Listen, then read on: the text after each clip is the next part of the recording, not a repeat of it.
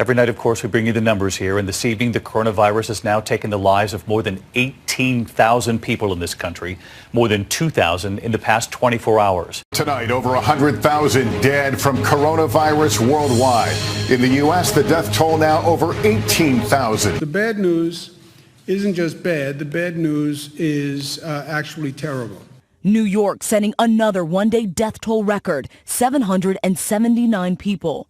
And the governor saying that number will rise as more patients struggling in the hospital lose their fight. We have made it through another week together, and tonight, even as the death toll continues to grow, another horrific 24 hours in New York alone, 777 lives lost in one day. Every criminal investigation worth its salt has the main prescribed directive, follow the money, with the accompanying question, key bono. Who benefits? A couple days ago, I had a video where I showed Dr. Jensen where he asserted that hospitals make $13,000 per cerveza bug patient, and if they put that patient on a ventilator, that hospital gets $39,000. So I wanted to prove that to you right here. Everything that I'm about to talk about, I'm going to leave every link in the description below so you can look this up for yourself. Hospital reimbursements for uninsured cerveza bug patients may total $42 billion. We're going to talk about the CARES Act, which is the Coronavirus Aid, Relief, and Economic Security Act, in a second. Hospital reimbursements for uninsured cerveza bug hospitalizations will range from nearly $14 billion to $42 billion, accounting for a significant portion of the $100 billion slated for hospitals in the CARES Act, and that's very important to remember.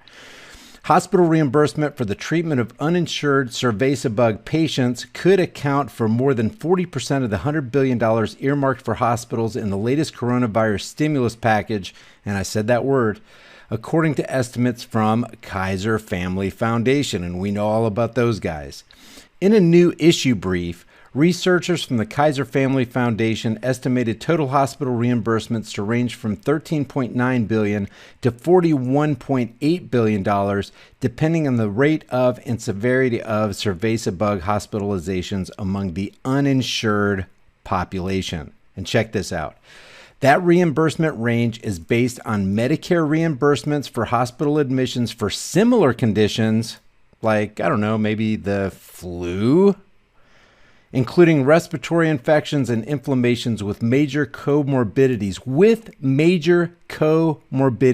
or complications. That's another important thing, which averages $13,297 in reimbursements, and in more severe cases, respiratory system diagnosis with ventilator support. That's why they're pushing those ventilators for greater than 96 hours, which averaged $40,218. And you think about this. They're pushing for people to get these tests.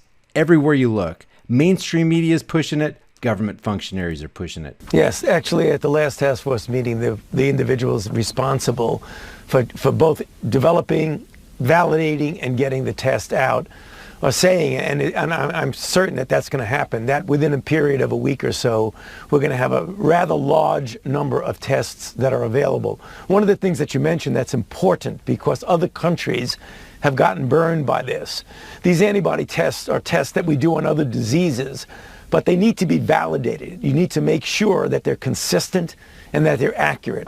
And that's the thing, guys. Up to this very day, these tests have been highly inconsistent and highly inaccurate. Tonight, the president says the government has done 1.7 million coronavirus tests. But now the CDC is conducting a different kind of test to find out who has recovered from COVID-19 without ever knowing they had it. They plan to test 3,500 randomly selected residents, invited by a phone call from Miami-Dade County Mayor Carlos Jimenez. I'm asking you today to participate in a groundbreaking program designed to determine how many people in Miami-Dade County have been exposed to this virus. We don't only want individuals who think they've been sick. We want individuals who are asymptomatic. Do you think this kind of testing should be ramped up to the whole country? I think any kind of testing that could give us better insight into the burden of infection and the number of individuals who are asymptomatic but infected is critically important. Check this out. Estimated cost of treating the uninsured hospital with cerveza bug. The 3 Cerveza-Bug stimulus bills that Congress has passed provide additional funding for hospitals and for free Cerveza-Bug testing. Always got to push that testing. We want you tested, even though the tests are highly inaccurate and unreliable. For the uninsured through Medicaid, while Congress did not allocate any money specifically for Cerveza-Bug treatment or coverage for the uninsured, President Trump has stated his intention to reimburse hospitals for treating the uninsured by tapping a new $100 billion in funding for hospitals and other healthcare entities, including the third stimulus, the C-Virus Aid, Relief, and Economic Security Act, also called CARES. But there's more than just the 13,000 and the 40,000 number. To project how much hospitals would get paid by the federal government, that's actually by the taxpayers, the tax cattle, for treating uninsured patients, we look at payments for admissions for similar conditions. For less severe hospitalizations, we use the average Medicare payment for respiratory infections and inflammations with major comorbidities or complications in 2017, which was $13,297. For more severe hospitalizations, we use the average Medicare payment for respiratory system diagnosis with ventilator support for greater than 96 hours, which was $40,218. But pay particular attention to this part, because this is where even more money is piled on to those already exorbitant numbers.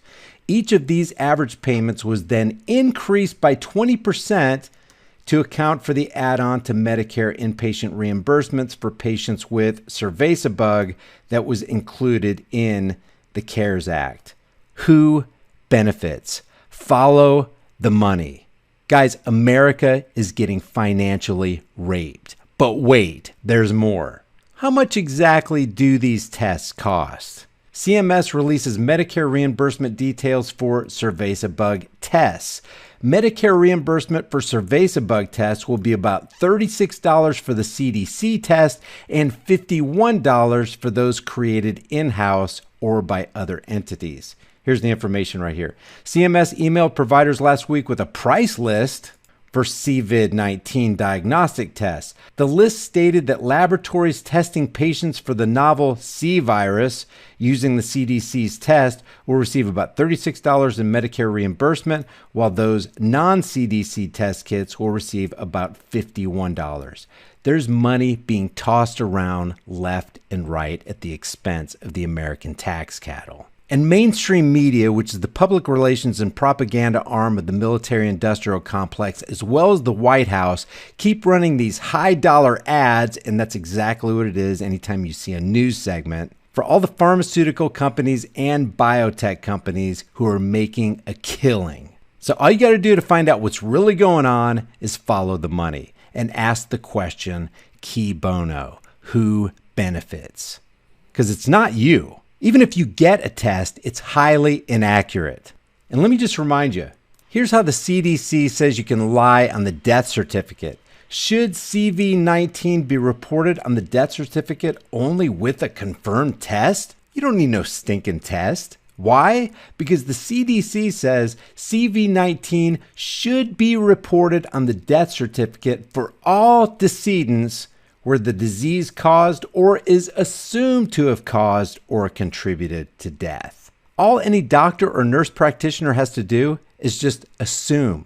You don't even need a test. And if you had the test, it's highly inaccurate and extremely unreliable. But if they give the test, you can get $36 every time you administer it, or $51. And if you receive a CV-19 patient, you get over $13,000 for your hospital. Oh, and if they need a ventilator, $40,000 to $42,000 per patient. Plus a kickback from Medicare for all those ventilators. Follow the money. Who benefits? I'll leave all these links in the description below.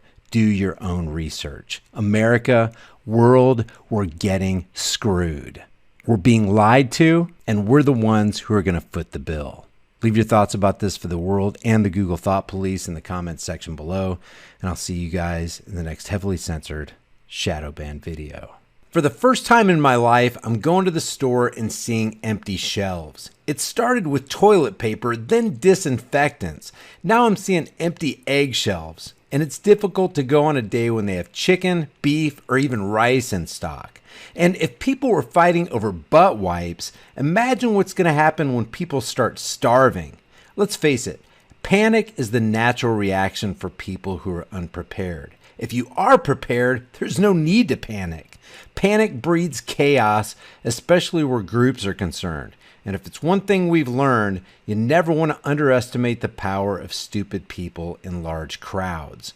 Chance favors the prepared mind. So guys, if you don't have enough nutritious, storable food and you need to be more prepared in case things get worse, go to preparewithhighimpactflix.com and grab your 4-week emergency food supply. Because of the massive demand, they're shipping on a first-come, first-served basis. The orders can be delayed 8 to 12 weeks, but believe me guys, it's worth the wait. This food is nutritious, delicious. It's 2,000 calories per day for 30 days. There are 12 food varieties with up to a 25-year shelf life, and you'll save $100 by ordering today at preparewithhighimpactflix.com. And because of the high demand, there's a limit of 3 per household. Your link is in the description and in the pinned comment. Remember, it's better to have it and not need it than to need it and not have it.